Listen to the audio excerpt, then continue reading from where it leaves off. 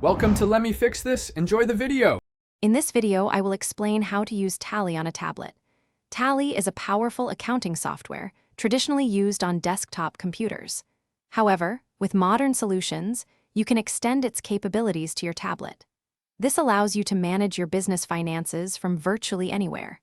We will explore two primary methods: cloud hosting for full functionality and dedicated mobile applications for streamlined access. Both options offer significant advantages for staying connected to your financial data. To get started, you have two main paths. First, consider cloud hosting, which lets you access the complete Tally software through a web browser on your tablet. This offers the full desktop experience. Second, many third-party mobile applications are available that integrate with your existing Tally data. These apps are designed for ease of use on smaller screens and typically require a simple setup to connect with your Tally installation, ensuring your data is always up to date. Once set up, performing daily operations on your tablet becomes straightforward. You can easily create new ledgers for customers or suppliers and manage your inventory by adding new stock items.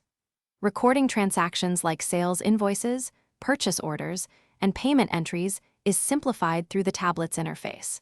This flexibility means you can keep your books updated even when you are away from your office, ensuring your financial records are always current and precise. A major benefit of using Tally on your tablet is the ability to access critical business reports anytime. You can view detailed financial statements, track your cash flow, and analyze inventory performance with just a few taps. Many solutions offer a master dashboard providing essential numbers at a glance. Furthermore, you can easily share important documents like invoices or ledger reports with clients or team members, enhancing communication and speeding up decision-making processes for your business. Thanks for watching. If you found this helpful, don't forget to like and subscribe.